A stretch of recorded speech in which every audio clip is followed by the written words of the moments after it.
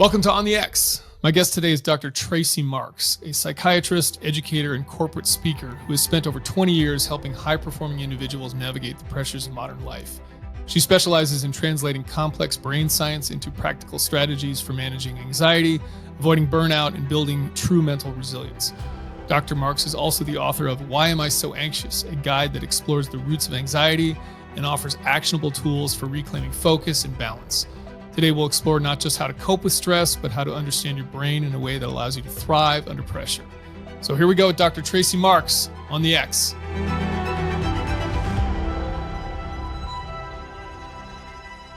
So you're a psychiatrist, and what got you into that field in the first place? Where does your interest in psychiatry come from? My interest in psychiatry came from my exposure in medical school because I went into medical school thinking I was going to be internal medicine doctor. Mhm. I didn't have much exposure to psychiatry, and in the area or in the community where I grew up, psychiatry was just not something real. It's like, if you've got a problem, talk to people you know, not to strangers. So, it's not even anything that I believed in, if you will. But it wasn't until like my medical school rotations and I got exposure to treating people for like emotional and mental pain. That was so much more gratifying to me than, tweaking their blood pressure medications. Okay, got it. Did you have a personal experience though? Was there something like where, you went through something where you saw the validity of talking to a therapist or of kind of psychiatric work, or was it just what you saw with other people? So that would make a great story, but no, it really was what I Okay. saw with other people. But I will say I've always been very sensitive. One of those people who wants to just kind of bring every sad puppy in from the rain. And so I've always kind of felt pain, other people's pain. And that can be good, but it also can be bad. So it just resonated with me a whole lot Mhm. more than the other parts of medicine. When you say felt other people's pain, you mean like in a legitimate sort of not empathic, but like empathetic kind of way. Like you can sort of sense it. So I don't wanna sound like I'm some kinda Sound woo. spooky. Yeah, so, yeah, I would say I'm one of those. I know, I didn't get trained up on the whole, like, high empath terminology, like, stuff that we use online today, but I will Yeah. say, yeah, I'm very, empathic as far Yeah. as, feeling like and, I talk about this a little bit on my channel about mirror neurons. Yeah. Right. Mirror neurons are the things that kind of allow us to connect with other people's emotions. So I'm one of those where if someone starts crying, I feel a wave of sadness and want to start crying, Yep. even if I have nothing to do with what they're talking about. Yep. And I can't help it. But so yeah, and I have always wanted to protect vulnerable people. That's always kind of been my nature as well. So I guess in some ways I saw mental health challenges being more vulnerable or making people more vulnerable than physical health issues. Talk about mirror neurons because I know what that is, but I bet there's a lot of people that don't know what it is. And I don't think I've talked a lot about mental health on this podcast, but I don't think that particular topic has ever come up. So explain what that is to people. Yeah, it's really fascinating. So we have this I'm not going to get every detail correct here, but we have these set of neurons that serve the purpose of being able to help us uh essentially communicate or interact better with each other. And it's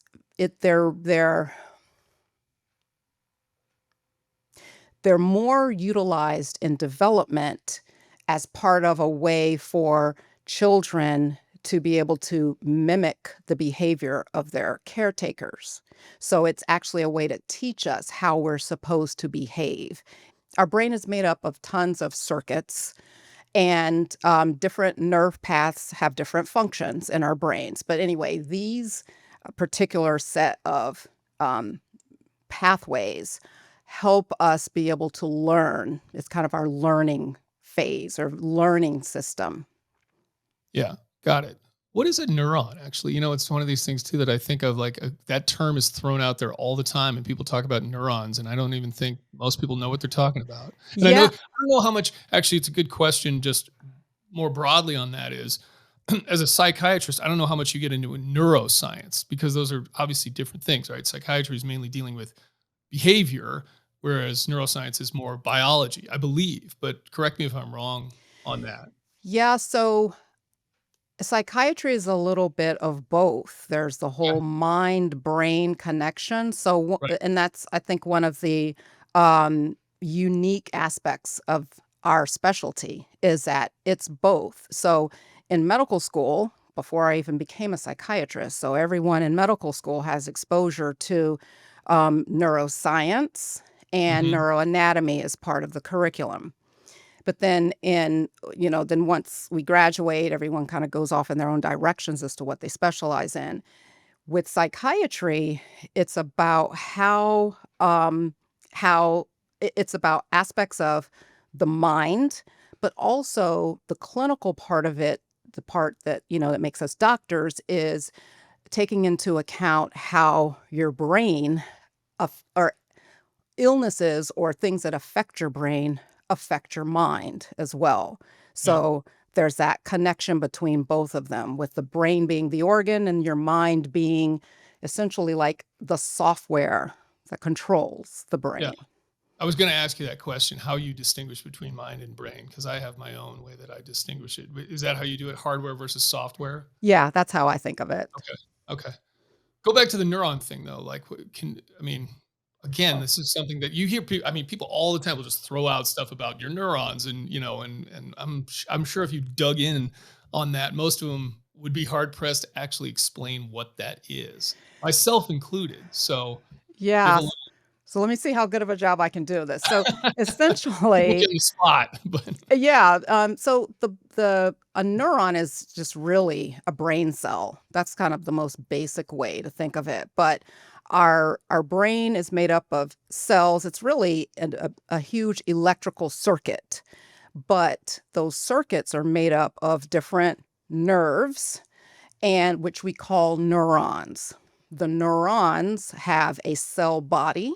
So there's, a little circular cell body, and then they have these branches that go out from them, from the cell body. So kind of like if you imagine a spider or an octopus having that body and then the branches. The branches are what kind of go out and communicate with other nerves. So when we talk about like the concept of neuroplasticity of your brain changing, um, and changing its wiring, the change is happening because those branches are either reconnecting or disconnecting or strengthening connections in certain areas of the brain. Like that's how that works. But yeah, your brain is essentially made up of cells called neurons. yeah. Um, so your book, which I have over here, Why Am I So Anxious? Obviously, you would assume from the title, you would derive from the title that is, it's about mainly anxiety and anxiety disorders. Is that your specialty, or obviously you deal with people that have all sorts of conditions on top of that too? But do you sort of specialize in anxiety? Actually, I don't, but it's just so common that that was one of Okay, the topics that I wanted to address first in this kind of intention of educating the world. So I started with anxiety, and it came about, let's see, I wrote the book in 21. It was published in 22, but that was right on the heels of COVID. right. And so there was a lot of increased or heightened anxiety at that time. So it seemed very timely. Yep. ADHD is another thing that I have a particular interest in, and the two can have a lot of overlap. But so yeah, I just chose anxiety first, but it's not my specialty in that that's the only type of patient that I see. Okay, got it. But let's talk about your book because I read it and it's a very comprehensive work on like what are all these conditions, what are all the different ways you can address them, like from pharmaceuticals to behavioral stuff to sort of mental practices to physical things like diet and that and whatnot. So, but let's just start with sort of framing up what anxiety is, I guess, or how we define it, the various conditions that fall under that overall umbrella. Because there's a lot of things you talk about in here, like OCD, which I don't know that I would consider anxiety necessarily, but it's sort of got it's there's shared commonalities there. So what falls under that umbrella? And I think the other thing I'd like to know from you is your opinion on this is how do we make these distinctions? Because to me, my beef always with sort of mental health conditions in general is a lot of times it's just giving a name to a bunch of symptoms, right? So it's like, here's, I would go to a doctor or a psychiatrist, someone like you potentially, and I would say, here's what I'm experiencing. And the psychiatrist would listen or whatever, and then would come back with, okay, here you have this. And if I pressed and said, what does that mean? They would just list the symptoms back to me, which hasn't told me anything new, right? It's just the same information I already know. So are all those things, are we just sort of drawing arbitrary lines around symptomology and clustering them together? And how is that ultimately helping the people that are involved, right? Like, is it getting down to root causes ever, or is it just symptomology? So that's an excellent question. There's a lot of debate, actually. Some people don't think that our diagnostic and statistical manual, which is the book that has all of these symptoms listed and then correlating those symptoms to a diagnosis, don't they? There's many people who believe that that's an outdated system and that we should be looking at, I guess, clusters of phenomenon versus just kind of symptom listing. But I still think, even though I don't know a ton about the development of the DSM, still I believe that, it's still based on patterns of behavior that Mhm. have been, you know, i- if we, when it first started out, there was a lot of vagueness and gray areas in terms of what we call this and what we call that. And as time evolved, there was more of a demand for, when it comes to insurance reimbursement and things like that, Right. external factors playing into, well, we need to put boundaries or lines around, draw lines in the sand on, well, what is this and what equals that? You want a disability claim or you want to get some kind of benefit, everything kind of needs to be laid out and more exact as opposed to fuzzy. So there's external factors that play into how we have diagnoses and how we determine what a condition is that we can't completely stray away from because of other, because there's this whole Right. system around it. Okay. Right. That said, um, getting to the issue of what anxiety can be complicated because it can be a reaction that is a normative reaction, and then it can be pathological depending on the degree of impairment or problems it causes for you. So, if someone came through this door, that in this room that I'm in holding a gun, my heart would race. I would probably want to feel like I want to throw up. I'm supposed to react that way. Right. That's natural and protective. But for the person who suffers with an anxiety condition, they can feel that way chronically. They can wake up from sleep feeling that way. They cannot be able to go to bed at night because they feel that way. So it's less about listing of symptoms and more about your level of functioning because of these symptoms. Yep. Got it. That's a good way to frame it. Let me go back to kind of what you were talking about there about the sort of the acute response versus a chronic response. What we think of as anxiety is on a biological basis is that just a fear thing, right? Is fear the same thing as anxiety, just a matter of how long you keep it going for, essentially, right? Biologically, is there any difference between exactly what you're talking about? Someone comes in with a gun and I feel that response, right? Someone call it a limbic response, whatever you want, fight or flight, whatever, right? You can give it different names. Um, Is that biologically the exact same thing as what's going on with anxiety? The only difference being I'm now kind of looping it where it's just I stay in that state. Yeah, I think we could probably, um it's about whether or not you have an anxious condition versus an anxious state. Hmm. So if I again, if I'm driving in my car and have to stop suddenly because something ran out in front of me, I can be worked up for a little while, but eventually kind of calm down and keep going. I could say at that moment I was anxious, Yep. but now I feel better Right. versus having the condition of feeling that very same way with very little trigger or recognizable trigger. It's just spontaneously I feel that way. And there are people who spontaneously feel the same as if there was some threat there when there is no threat. Right. Right. But on a biological level, is that the same thing going on? Right. Like if we were able to look at the physiology of it, is it the same thing? Right. I see what you're saying. Yes, it's the same thing. It's just whether or not it's acute versus chronic. Right. Right. So then talk about what causes that then? Because I think this gets down to the heart of the matter for a lot of people, right? There was for a long time, especially in support of various pharmaceuticals out there, it was this is a brain chemistry problem. To your point, spontaneous has nothing to do with what I'm doing. It's just you have a genetic predisposition or there's something else that's just out of your control.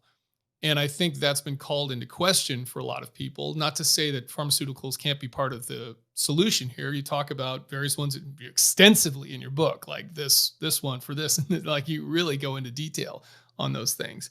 And I know that those definitely can help. What I always get back to a little bit on that is it's a little bit of a chicken and egg question for me of what came first there, right? Is it, and this probably isn't the same for everybody either. There's an individual thing you got to look at here. It's not like a peanut butter spread. Everybody, it all comes from the same thing. But you know how much of it is, yeah, there is some kind of genetic predisposition to spontaneously feel this way, to use your terminology.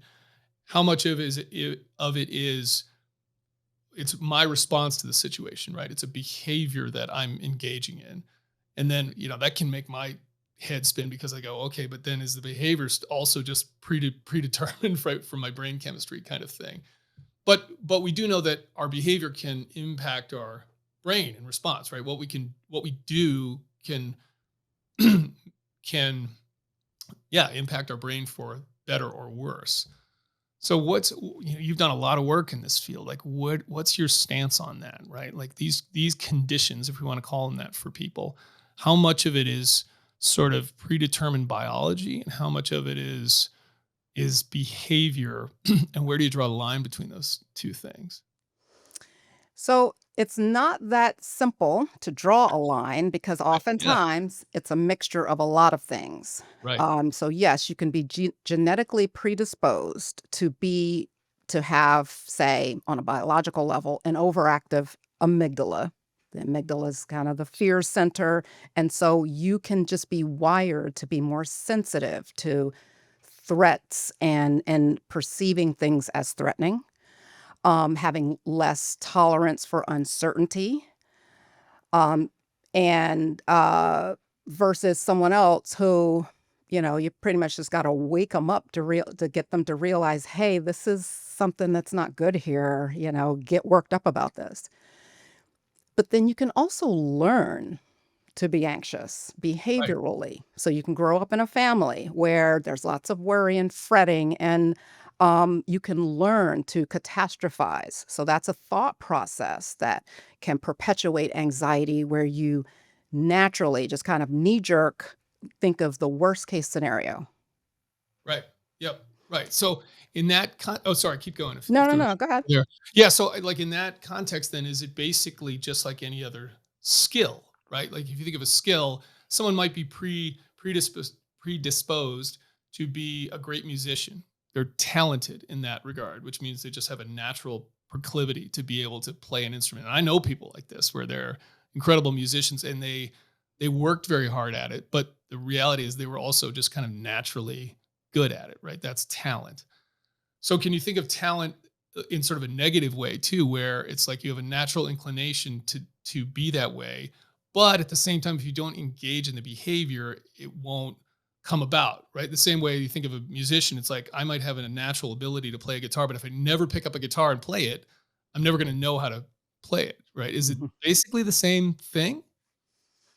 Kind of ish. Okay. So, one of the things that is important to contextualize this as is that what we're talking about really is kind of ordinary, everyday anxiety, if you will, Mhm. versus having an anxiety disorder. Yep. So, what I mean by that is, I guess the most common anxiety disorder that we kind of typically think of is generalized anxiety disorder. Mhm. The person who worries a lot about things, and they can worry about world peace. It just doesn't even matter. There's always something that has them worried. Um, that person could be someone who has a genetic predisposition to that or a temperament that kind of lends itself to that. Could have also grown up in a household where they're trained to worry about things. But then you've got other conditions which look different, like panic disorder. Yeah. That's more biologically based and not necessarily something that you, like a talent, would either exploit or advance or not. Like you either have it or you don't. And it's in certain medical conditions can cause panic disorder. Yep. So that's less tied to, say, your behavior. Social anxiety, kind of a similar thing. It's not, people we say that term or that condition, and people will kind of naturally think, well, I get nervous when I'm out socially too. But social anxiety is so much deeper than that. There's an over concern about what people think of you. So, and it's called social and performance anxiety. So it's not just interaction with people, but it's how you're coming across. So you may, have a job where you've got to present or even talk up and speak up in a meeting, and you can barely speak because you're all choked up, and that person may be fine one on one. But the performance of needing to perform in front of people gets them super anxious. Hmm. So go back to the panic disorder thing because that's interesting to me. So is that are you saying there that that's something that can just sort of come on one day for people? Is that how it presents itself? Generally, the anxiety disorders, is just what I'm Hmm. talking about, and that falls under, usually start in the teen years, early adult years. Okay. So it would be unusual if it's not panic that comes from like a medical problem to just start spontaneously at age 40. Now I've got panic disorder, but I was chilled all of the rest of my life. Hmm. Um, so usually, anxiety stuff kind of starts percolating in those teen years. And sometimes it's hard to know whether or not this is just teenage moodiness and adjustments versus an actual disorder. But, having something, tying it back to a physical issue, something like having mitral valve prolapse. That's one of your heart valves. Okay. I was going to say I have no idea what that is. Yeah, okay, so that's one of your heart valves, Okay. that can have an odd shape to it that it kind of bends in a certain Okay. way, triggering, abnormal heart rate or heartbeats. So some people with, mitral valve prolapse can also have panic disorder Mm. as a consequence of or in conjunction with. Okay. Or it can be found, there's an association between those two, whether it's actually causative or not. I'm not sure, but there's an association between those two. So all that to say is that, in answer to your question specifically, there's medical conditions that can cause people to then have panic disorder, with panic disorder being panic attacks that are often untriggered or you're not aware of the trigger. It can just suddenly come on. Yep. You have fast heart rate, trouble breathing even, you can feel like you're suffocating, and unfortunately, they can be so violent and disruptive that it can make some people become very, phobic, we call it, or not wanting to be around people for fear that they're going to have a panic attack and not be able to escape. Yeah. I ask all that because I'm somebody who's had panic attacks, but I didn't have them until I was in my, let me think here, mid 30s. It's the first time I had that. It was at the end of my active duty military career. So it was definitely from a what I was experiencing, I guess is what I'm saying there, right? Like there was no change in my diet or biology or anything like that that I'm aware of, right? It was purely like what I was sort of thinking about and feeling, and it really stemmed from that. And I've had exactly what you're talking about, which is a spontaneous panic attack. I mean, I can remember specifically sitting in an airport at the terminal about to get on the flight and having a panic attack that was apropos of nothing, seemed to be nothing. I wasn't thinking anything in particular that would have triggered it. It just happened. Um, Yeah. and so go ahead. Well, so let me clarify something. And, I don't want to get too mixed up in semantics here, but this is kind of Sure. another overlap issue where people can have panic disorder as its own disorder, where the predominant presentation is these panic attacks, usually leading to some kind of avoidance of some Okay. situation. And so they don't have a panic attack. Okay. So that's its own disorder. But you can have panic attacks as a symptom that's in isolation. So you could have, intense anxiety that then triggers a panic attack. Yep. In my book, I talk about the experience of going to a restaurant. This was, Oh, yes. Right. I remember this story. Yeah. right after we had gotten a break from the, I forgot, not the pandemic. Is the whole, we're still in a pandemic, but Yeah, but you were basically first time out with your girlfriends, right? my And you had a margarita and right? Yeah, and all of a sudden, I just, things started getting blurry. I was like, "What Yes. is wrong with me?" And so the long and the short of it is, I realized after the fact, after I got out of the restaurant, I thought it was something physical, like I need to go home and go to the bathroom. As soon as I got out of the restaurant and was halfway down the road to home, I was absolutely fine. And so I concluded I had a panic attack, and now, years later, I think it was hormonally, um, Ah, uh, triggered, which can happen in women. Hormonal changes can trigger panic attacks.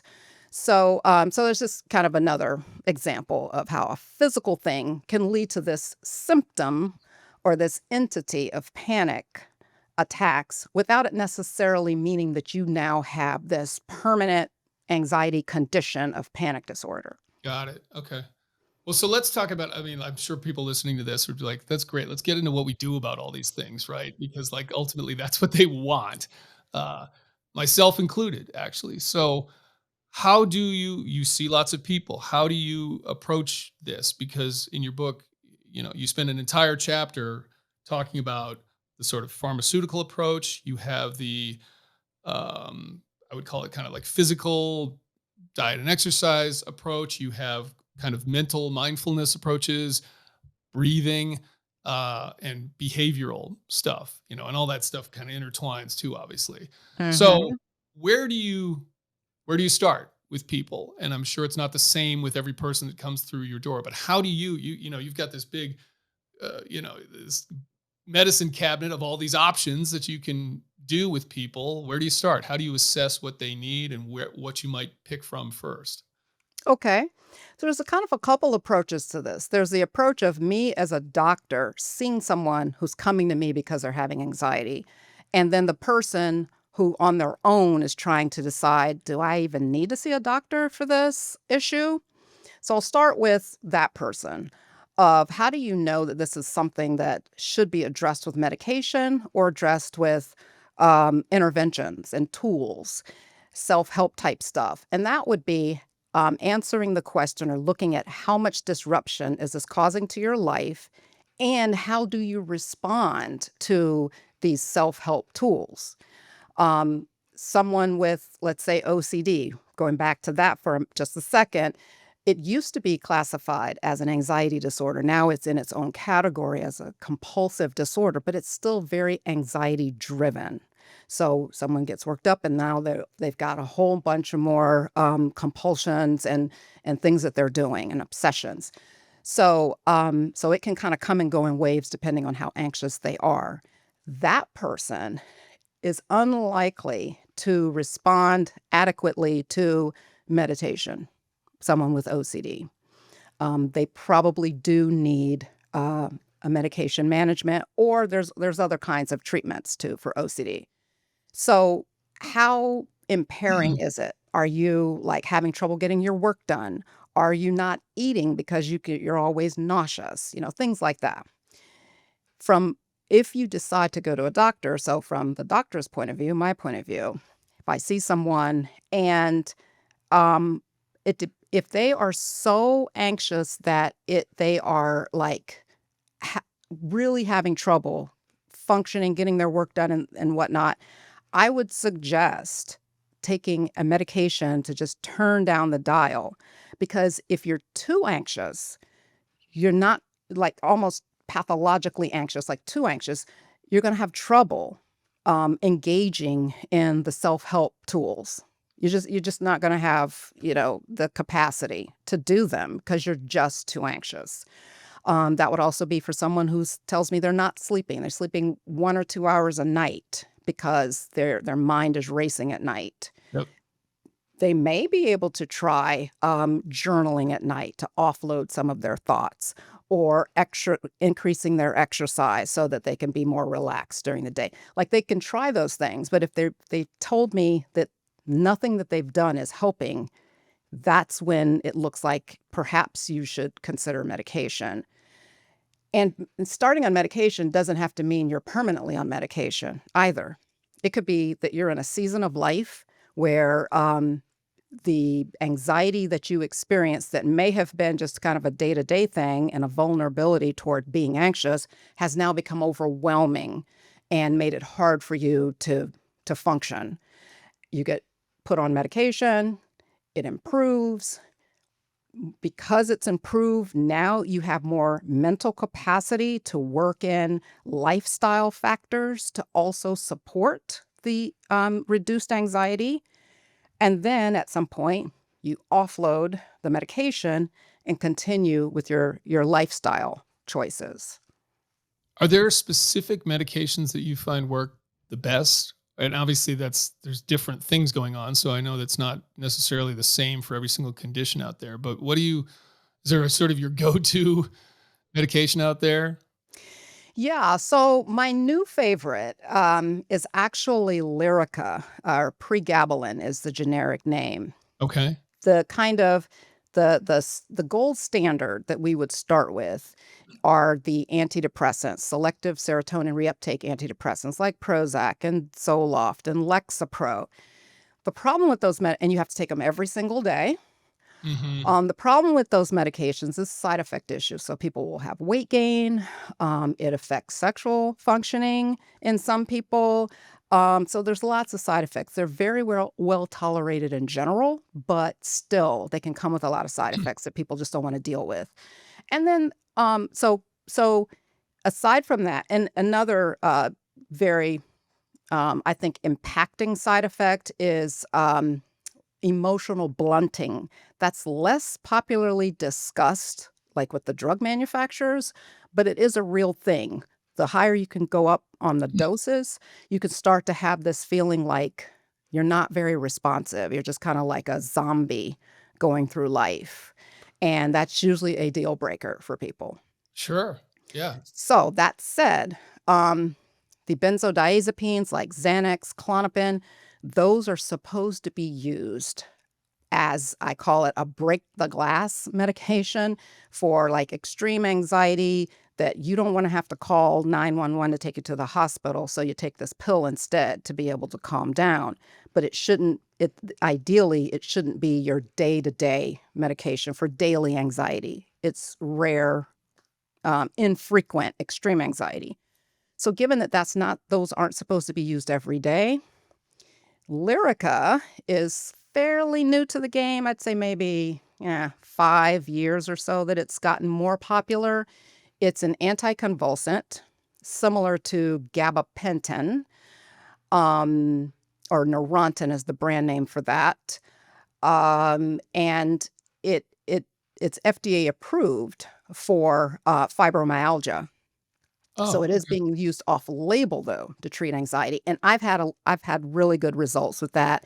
And it tends to be better tolerated than the antidepressants. Got it. Yeah, because I mean, I'm one of these people who I sort of like shy away from. I just have a sort of a natural, I mean, a natural, but it just seems like that's not the road I want to go down. And then you see commercials too, where so and so, right? All of these pharmaceutical commercials that were shown between every play watching the NFL. It's like, you got some sort of psychiatric medication, but the side effect is your face twitches or whatever. So then they're advertising to you a medication to deal with that side effect. And then the side effects they're listing from that medication are suicidal ideation and heightened. It's like, well, you're just looping this thing back on itself, right? Yeah. So, I have a natural kind of just like, I don't want to take any of that kind of stuff. And I think there's a lot of people out there that are probably like that. I'm sure you get people that come into your office that don't want to go down that route for whatever reason, even if there's science that says, hey, this will actually probably help you a little bit. So, what about this is the other thing I don't think I mentioned that's in your book. What about sort of natural remedies, alternative remedies, right? Whatever it may be, some kind of thing that's over the counter, you can buy it some at a health food store or something like that. What about those options? Yeah. So the thing about the natural remedies, some of them can work very well and some not. It really is very hit or miss. And just because they're natural doesn't mean they don't have side effects. So that's the Sure. other thing to consider. True. But they're often a lot more palatable to people. I'm taking something natural, so that just makes them feel better. Hmm. Um, Probably the one that I've seen the most success with patients of mine is lavender, and the generic name is Silexin, and it's something that you can get, on Amazon, and it's essentially lavender essential oil in a pill form.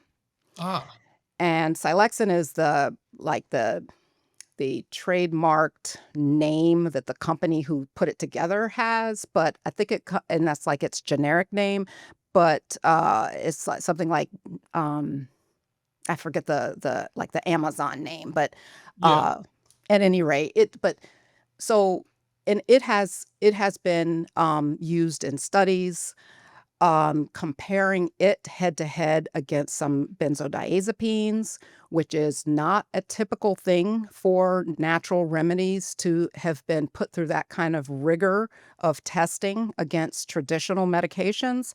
So it's one I highly recommend to many of my patients with anxiety. Some of them have taken it by itself, and some of them have added it to something I was prescribing, allowing them to reduce the prescription medication. So either as an adjunct or as a standalone, just depending on the severity of your anxiety. What about how is that different from like putting lavender oil in some kind of humidifier and aerosolizing it that way? It lasts longer in Okay. that pill form. So and I'm a big fan of essential oils. I have this. This is my little personal inhaler that I was using before this. The thing about though essential oils, whether you inhale them or aerosolize them, is they just don't last as long. Okay. So I was going to say the fumes. It's not the right term, but the gas form of these plant oils have real chemical constituents in them that affect our body, whether it be our brain or the rest of our body. And so they are real. Plant medicine is real. It's just in its most basic form of just taking the oil and burning it or putting it on your skin, it just doesn't last that long. And that's where Okay. pharmaceutical preparations extend the half-life of drugs. What's the mechanism with the lavender oil? That's interesting. I mean, you did talk about that, but that's an interesting thing of just taking a pill of lavender oil having that much effect. Do you know what the mechanism is there?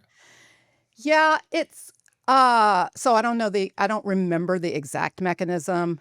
I want to say that the chemical constituent in it that is bioactive is linalool, Ollool, I think. Okay. Don't quote me on that. Okay. But whatever it is, if I'm wrong about that, it's something.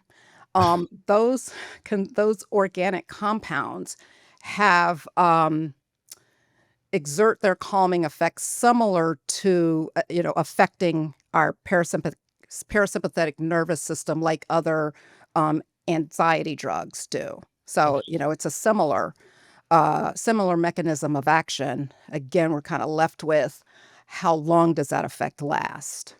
Got it. What's your take on psychedelics?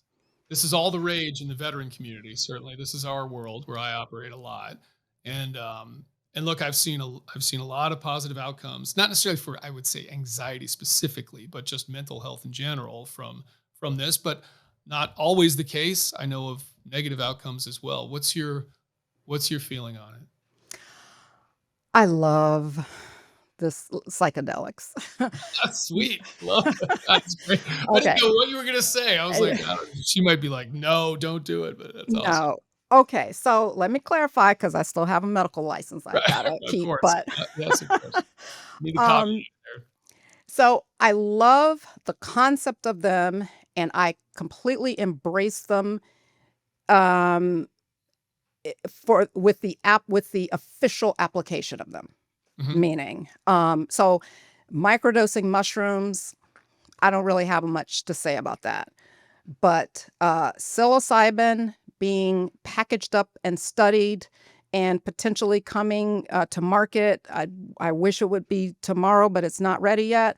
Like that, I am stoked about Mm, because the difference is with you know, people have different feelings about pharmaceutical companies, but still, the difference between, say, magic mushrooms or whatever you get from, the vape shop and this is that the dose is a therapeutic dose. So you're not micro dosing little things and hoping to get this additive effect. You're getting a dose that has been shown scientifically to have this effect on your brain mhm. to improve whatever condition. So in this case, the the ones that are closest to market are for depression.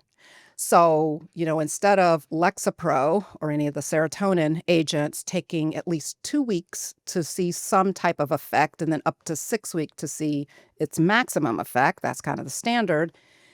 Um, with psilocybin, you're talking one dose or two dose, depending on the study, um, resolving depression with the effect or improving, I shouldn't say resolving, improving depression with the effects lasting 18 months from that one or two dose. I mean, that's amazing. Yeah. And then the mechanism of it is not just um, restoring chemical balances and all of that. It works at the level of wiring and neuroplasticity. Right. And that we know has a much more robust effect on improving mood, mental health, and whatever the condition is than simply kind of rebalancing our chemistry. So I've done psilocybin a couple times in like hero dose level. Not I've never done any microdosing, but I've done that, and I've done some ketamine as well, like in a therapeutic setting within the United States. I've done that. Um, Both had, I would say, a positive overall effect for me. However, I would say in the near term, from somebody who's has suffered from anxiety in various forms, made it worse for a period of time. So I would say for about a month after I did the psilocybin, my anxiety was heightened. I had sort of anxious, maybe a couple weeks after the ketamine. So I'm curious on the anxiety front specifically, are there other psychedelics out there you know of where they're doing studies that have shown promise for anxiety specifically?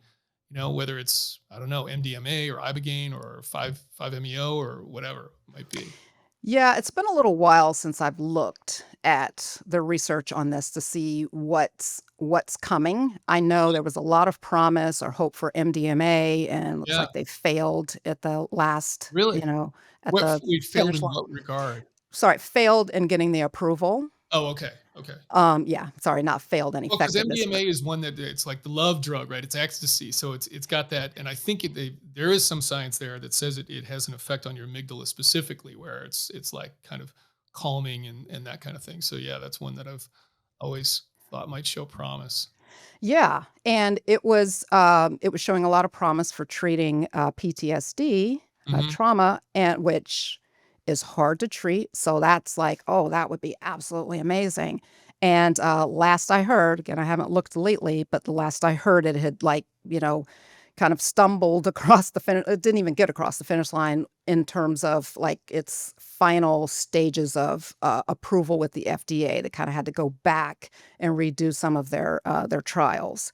So I Right. don't know where it is right now with that, but that was a bit of a that was a stumble for the whole kind of psychedelic, Mm. um, Okay. propagation of psychedelic medications. But still, I need to go. I'm actually wanting to revisit the whole, like, where are we now with, Yeah. psilocybin? Because that was kind of also very, so that was kinda second in line as far as closeness to getting to market. It was MDMA first and then psilocybin. So I'm not sure where we are with that, and I'm Okay. eager to see because not only, the rewiring aspect, um, improved depression, but it also affected your outlook on life. It, like, gave you, Mm. like, a better outlook. Like, Sure. who wouldn't want that? Yeah.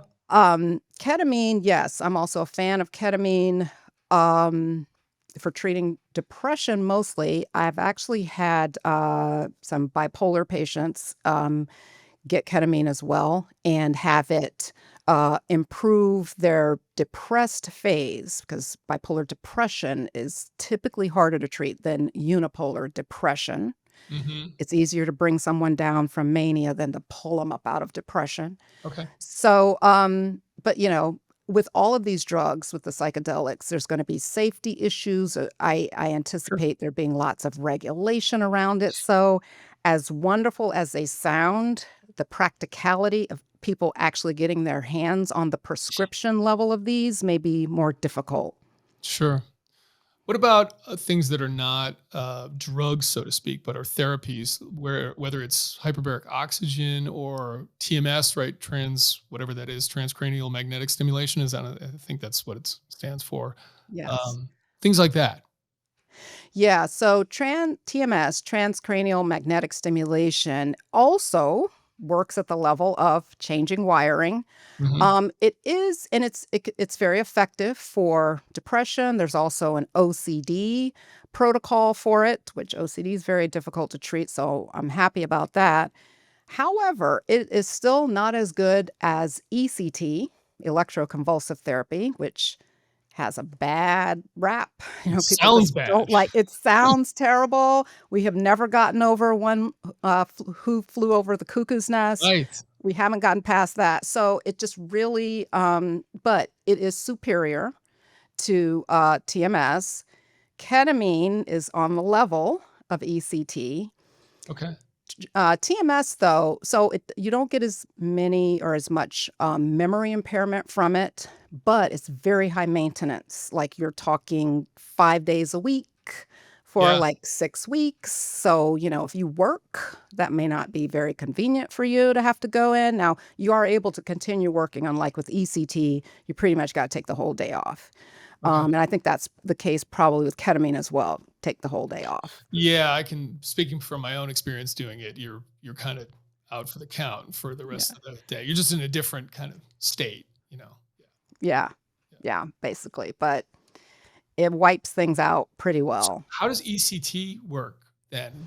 We're talking literally electroshocking people? Yeah, so what it does is it stimulates a seizure. So it sounds terrible, electric Uh-oh. shock, you're being shocked, but what you're doing is triggering seizure activity in the brain, which then, causes the electrical circuits in the brain to kind of rewire themselves and things and reconnect and whatnot. So it also works at the level of neuroplasticity. But, yeah, so the person is under general anesthesia, which is why afterwards you just kind of can be out of it Yeah. and not have memory of it. And your body is paralyzed so that you're not moving. So you trigger seizure activity in the brain, but your body's not shaking around like you're having a seizure. Wow. And they just look at the brain waves to see the Are activity. you conscious during that? Or you No, okay, so you're completely out. you're completely out. Okay. Wow. Yeah. I didn't know that was a thing. That just sounds dangerous to me. It's still a thing. It's still Wow. being used. Interesting. I'm gonna have to look into that. Okay. All right. So let's talk about then just kind of behavioral. Let's sort of lump together, I mean, to the extent we can, things that we can do ourselves, right? So I'm patient X. I'm not gonna take any type of drug, whether that's a natural remedy or a pharmaceutical. I'm not gonna go into hyperbaric oxygen or TMS or anything, but I just want to like try to do something different with my actions, with my behavior, so to speak. Whether that and that can include stuff like breath work, obviously meditation, anything like that. What's out there? What's the most effective? What do you tell people to do? Do you have a specific protocol? What's that look like? Yeah, so I think the best way to think of this is putting it in categories, as far as what you do, because there are so many things you can do, and I've heard people say, "Well, I've tried all that, nothing works." Hmm. Well, um, what works for one thing may not work for another thing. So, in looking at all of these potential tools that you can use, it's looking at, first of all, what resonates with you, and then and getting rid of the ones that don't, and then being able to pull from those things that resonate with you. So, if and then also looking at this in terms of what helps what. So, for example, if you have a lot of physical anxiety, so you have, the heart racing and the flushing and things like that. You have these kind of attacks of physical anxiety, more so than worrying in your head. Then you can use maneuvers like vagal maneuvers. So these would be things to stimulate your vagus nerve to then relax your body. Hmm. Stimulating the vagus nerve is like stepping on the gas versus your sympathetic nervous system. Sorry, that's stepping on the brake. Right. I was going to say yes. Right. Yeah, I saw that look. Wait, what did I say? Yeah, Yep. stimulating your vagus nerve is like pressing on the brake pedal of your anxiety, and triggering your sympathetic nervous system is like pressing on the gas. So if you're physically worked up, you could use ice water. This whole like cold plunge thing, new thing going on. It's using this mechanism of triggering a vagal nerve activation to then calm your system. So you don't have to jump in a big vat of cold water. You could use a cold washcloth on your neck. You could splash water on your face or on your neck, but it's usually kind of like head and neck area is the best area if you were doing this. Um, Vagal activation is also part of how breathing slows down your system. So, doing breath work, as you mentioned, there's different types of breath work you can do. Kind of the simplest, there's kind of two that I want to mention. The simplest would be what we call resonance breathing, where you breathe in and exhale at the same pace. So, like five, breathe in for a count of five, exhale for a count of five. That would be resonance breathing. Yep. And that seems very simple, but when we are normally just talking or just, at rest and breathing, we are breathing much faster than that Hmm. at a regular resting rate. So when you can't make your heart slow down, but you can make your breathing slow down, and then that slows down your heart. Right. And then the other breathing pattern that's very popular is box breathing. So you breathe in for a count of four, hold for four, exhale for four, and then hold for another four, and do that cycle like 2 to 3 times or 3 to 4 times. Yep. So that's breath work. Um, so those are some kind of things you can do to uh, settle down kind of an amped up nervous system where you're feeling it more physically. If you are, say, worrying in your head, and that's the predominant, and these don't have to be either or, you could have both in there therefore do both. But if it's predominantly mental, like worrying, fretting, that sort of thing, that's where the mind tools come in handy more. So that would be something like you could do what we call a grounding exercise, which is simply just a practice of mindfulness. When you are worrying, you are not thinking about the present, you're thinking about the past or fretting about the future instead of being in the present moment, which presumably is a safe moment. The past may not be safe because you may be criticizing yourself about something that happened or worrying about some negative outcome that hasn't happened yet in the future. But the present is safe. So you are trying to bring yourself into thinking about the present moment. So how can you do that? You can, a simple exercise would be to, wherever you are, pick a color and then name everything in the room that's that color. And, Mm. and all that's doing is making you focus on the present moment right now. I find myself wanting to do that more like when I'm driving. Because when I'm driving, if I'm at a traffic light, what do I want to do? I want to reach for my phone, even though we're not supposed to have our phones in our hands in Georgia. But I still want to check a message. Well, that's all that does. That never gives our brains or a mind a break. And we can't always be on and always be in intense mode or problem-solving mode. Our brains have to have some time to just process and be at peace. So the more you can make yourself have these, let me say this differently. The more that you can create margin, not only in your life, but in your mind, the better that your mind can function. So that's not always on. Yep. Meditation. There's different types of meditation, but it can also be a practice of mindfulness in the sense of if you are doing breath work, you're focusing on your breathing, you can direct your attention to your breaths, how things sound in the room. You're basically trying to use all of your senses to bring your focus to the moment. Sometimes people will think of meditation as emptying your mind, but really it's about training your attention to focus on certain things on command, essentially.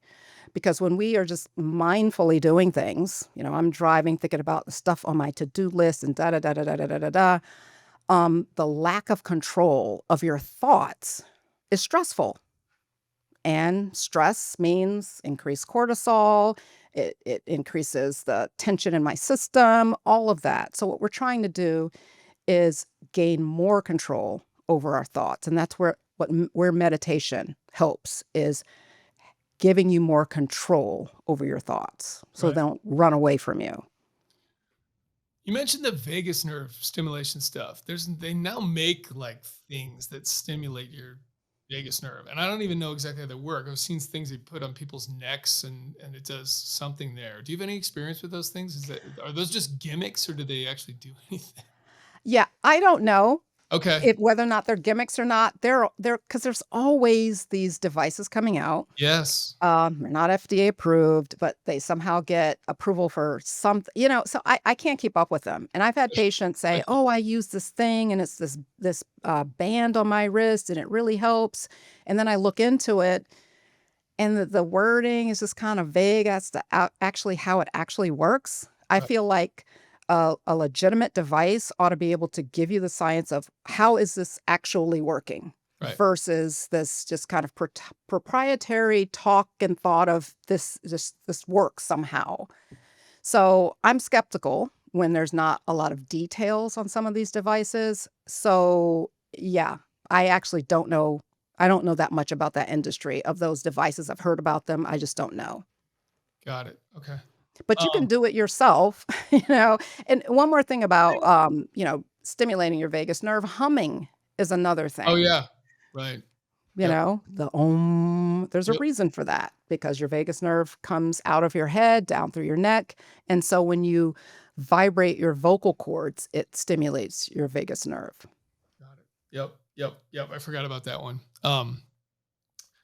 Where do you think, just kind of looking at the landscape right now across the country as we wrap this up, where do you see us? Are you concerned about our mental health as a nation? Are you optimistic about it? Do you, what do you think about? What keeps you up at night when it comes to mental health in this country? Ah. Not to put the weight of the world on your shoulders, but Yeah, how can I say this without getting canceled? No,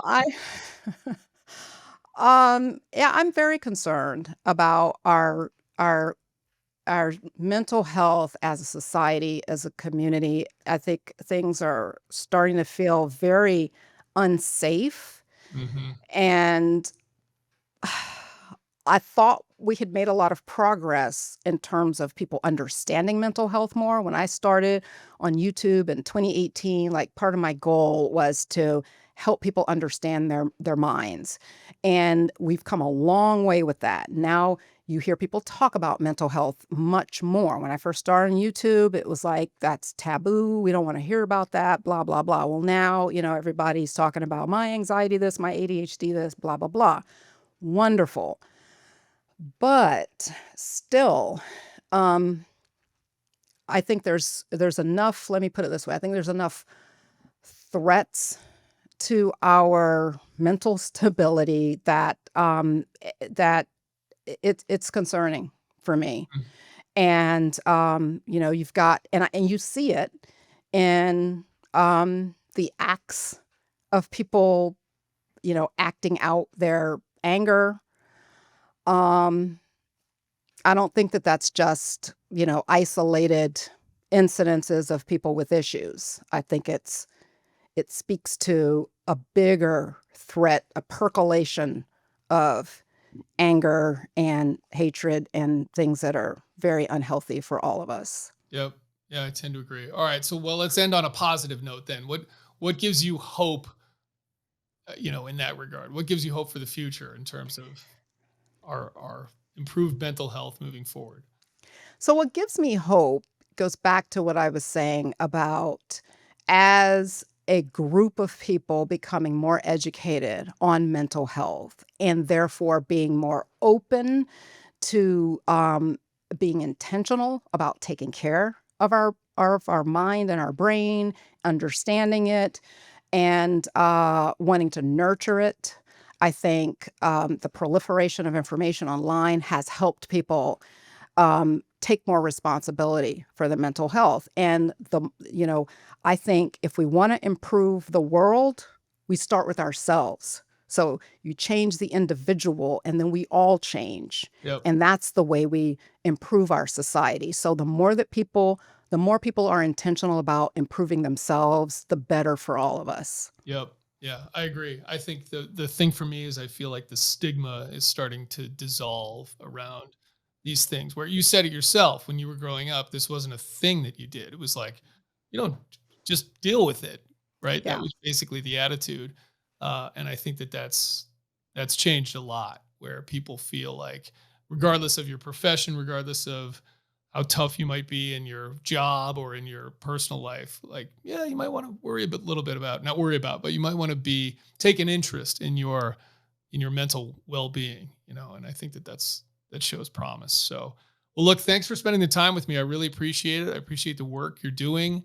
Yeah, I'm going to have to dig more into your YouTube channel too. Cause I focused on the book and then realized kind of in the last day as we were prepping for that, oh, she's got this, like all these millions of subscribers. You got your YouTube award behind you Yeah. there, right? Yeah. Yeah. So, Yeah, yeah, lots of good stuff on there. I'm But this sure. is timely because my book has now just been come out as a paperback Oh, great. that people can get now. It's no longer just hardcover, available on Amazon beginning early October. So, Perfect. yep. Perfect. Well, thanks so much. I really appreciate it, and hope you're enjoying Atlanta. So I don't make it back there very often, but I had some good times there. So thanks so much. Thank you. Thanks for having me. Thanks for listening to On the X, the official podcast of the Navy SEAL Foundation and an Ironclad original series. Learn more at NavySealFoundation.org or text On the X to 60104. Please like, share, and subscribe. See you next time.